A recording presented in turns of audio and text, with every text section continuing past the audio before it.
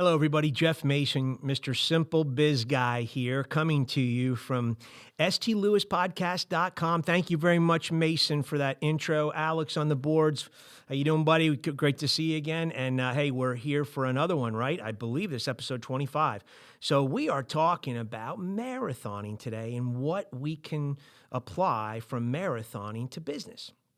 I know not everybody marathons, but just wanted to kind of talk about it. There's plenty of us that do go out there and do a lot of running, and I just want to. I've run 6 marathons, so I just kind of want to share with you a little bit what I feel is a connectivity between marathoning and business, and things that I've carried over into business.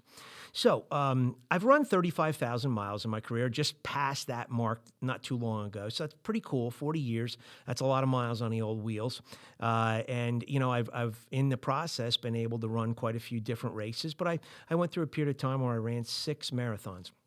So one of the things that I love about the whole marathon experience is the delayed gratification. And I don't know if I'm tracking here, but like business, we all want things to happen quickly, and we all want things to take off, zoom out of the gates, right? Myself included.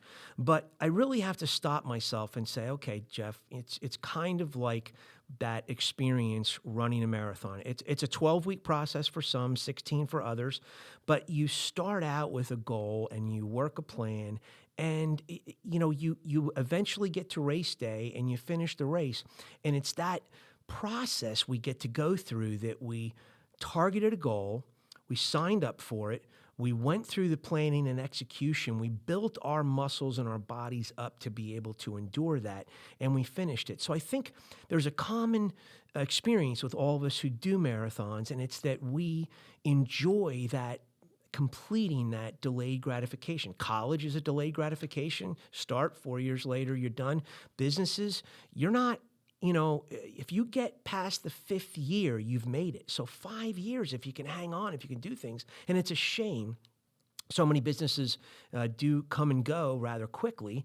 But even at the 5-year mark, you're like, oh boy, just about here for good, So it's a long process. And marathoning reminds us that the good things in life come from delaying that gratification and working hard for something, because you work hard for marathoning. You really do. Now, there's some people that run them quick and I've heard them and seen them, and they, can do nothing for, till 3 days before race day, and they go out and run 26. But I don't know. I'd hate to be in their body that next day. So anyway, delayed gratification. Piles of miles versus intentionality. Just like business, towers of hours versus intentionality. How would you, as a business person, like to get more done in less time? So marathoning, there's this whole concept of piles of miles, and I did it for a while. I was between 50 and 70 miles a week, which was a lot for me. And I ran my first 2 marathons. I hit the wall. And my third, I kind of fumbled and stumbled across. I didn't hit the wall, but I got across the finish line. But it wasn't until I started focusing on scrapping the piles of miles focus, and I went to intentionality. And I started running, breaking down each mile with a plan. And it really was. It was each mile was a plan. So I zoomed down from my last 3 marathons to 41 miles a week. That was my average. But I had hill climbs in there. I had intervals. I had speed. I had kicks at the end where I ran. I had long and I had short fast, and I had long slow. So I mixed this all together. And I even I had a trip to. I had a long 16-day trip where we went to Tokyo, Hong Kong, Singapore, Indonesia, Sri Lanka, Bangladesh. And that chewed up a lot of time. And I even had to run in the hotel rooms in some cases. I couldn't just go out in the street in Dhaka, Bangladesh and, hang a 4-mile run. Wouldn't work. So anyway, wow, I couldn't believe it. And then I realize I start, there's no wall. I go through and bingo, I don't have any wall experience. I just glide across the finish line and feel great the next day. So again, same thing in business. Are we being intentional with the hours, or are we just lopping in 70, 80 a week as entrepreneurs? We can do that a lot. We can do that in corporate America a lot too. But I challenge you, if you want more out, unless, and you want more time with family and your privates, you pursue your other interests, try it. It'll work. The wall is like unexpected delays, right? The wall, what is it? It's where you are in a marathon and all of a sudden your mind and your body split. They just go boing, and you hear the spring go, and you're like, rah, and you're just, you're out of it. And so, what does the wall do? Well, it allows, if you can go through it, you kind of collect yourself, you dust yourself off, you stretch if you can, you drink some water, you try to get back into the groove, and you keep going forward. That's the trick I learned. You just keep going forward, and eventually, the 3 times I hit the wall, 3 times I didn't, those 3 times I hit the wall, I walked myself back into a slow gait running, looked a little Frankenstein-y, a little awkward, but I got there again, and I got the motors going, and I got things sorted out. Same as business, right? And the thing that I did also that we may have to do in business is give ourselves a pep talk. I gave myself a pep talk along the way, which is not unusual, guys and gals. If you're out there driving in your car, think about that. You can become enthusiastic by acting enthusiastic. You can overcome sadness and make yourself happy, like we learned from Dale Carnegie the other day. Make yourself smile by acting happy. So there's things there that I did at the end. The prize. Now, to a marathoner, this is what we get when we marathon. We get we actually go through and get this put around our neck, this medal, when we finish the 26.2 miles. Why is that important? It's just like Dale Carnegie's, be hearty in your approbation and lavish in your praise. It's our way of all that hard work being cemented with that, and that never goes away. We never lose touch with the fact that that was earned, not given. The phone didn't ring. We didn't get an email. We earned that baby. And, it's a nice feeling, but just think of it. It's the same in business. That's how an employee feels when you tell them they did a good job. That's how a kid feels when you tell them you're proud of them. That's how, that's the magic of that. And it's right there for a marathoner, at least in my world. That's what it means to me. And then protect yourself. Why do I have this high visibility gear next to me?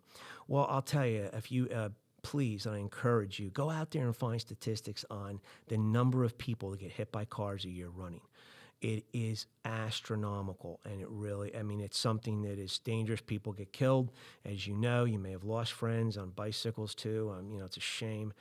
But I have this over here because I want to stress a point. I've been in the public safety industry for a good portion of my life, and this is actually an ANSI shirt here. It's ANSI rated, and ANSI is a rating system that's given towards road workers and the industries out there that work out and about in the outdoors where things, they need to be seen, and on highways and, job sites. This is one of the best ways to be seen, to wear ANSI-rated apparel. It's an ANSI 3 shirt, and I will tell you that in today's world, they make this so comfortable that it may not look sexy and look pretty, but I'll tell you what, if you want to shed the fancy stuff with little, fluorescent, stripings here and there and go to something like this that actual road workers wear.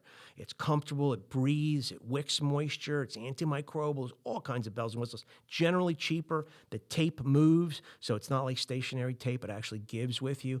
And I'll tell you what, you want to come home at night, man, because I like twilight runs and morning runs too. This apparel will keep you extremely safe on the road. No chance cars aren't going to see you. So just consider it if you could. And then, it's just running's a cool sport. It's a cool way to get out there and keep the ticker going. And I'm just going to give a little public service message out there on health. I do want to encourage you, if you're listening and you're in your 20s, 30s, 40s, please consider this. Please listen to me. I'm 61 and I got grandkids, and I want to be around for a long time with them. I watched my dad die too early at 84. I watched friends die too early because they didn't work their ticker. You have to work that heart muscle. It's a muscle. Get out now. Start walking. Start power walking. Start running a little bit. I ran into a cabbie one time that ran a marathon by running 1 minute more each day until he got up to running a marathon. That's how he did it. So just I really encourage you to get out there, and whether it's walking or running, just put your heart through the paces as a youngster. You want to be around for your grandkids. You want to be around later on in life in a healthy condition where you're not debilitated. I'm not saying it's going to be a guarantee, but it's certainly going to help. So, hashtag move today for the letter 4 tomorrow. That is what I would love you to consider at the end of this broadcast. Now, the Lost in the Shuffle track today. Oh my gosh, this blew me away and blew my buddies away. Alex, I can't believe this morning I find out, I see a Facebook post from my hometown about a band that was started in Berkeley Heights, New Jersey, where, as you know from Donna Abate Potter last week, that's where we're from. That's where I went to high school. And this band is called The Middle Class, and they started in Berkeley Heights in '65. They were a garage band. Holy smokes. I was blown away listening to some of this stuff. It's got that very British Invasion feel to it, and I'm, as you know, I love British Invasion, love the Dave Clark 5. So it's got a little DC 5 in there. It's got a little Animal sounding. Just unbelievably cool. I bought a book. Maybe someday we'll have the author on that wrote the book. But these guys are out of Berkeley Heights, Sterling, New Jersey, Watchung, Mountainside. I mean, unbelievable. So we're going to leave you with this cool 3-minute track from The Middle Class, and it is called Free as the Wind from 1965. Thank you so much for tuning in. Hold on to your sand, keep the shiny side up, and keep pleasing customers. We'll see you next week. Thanks.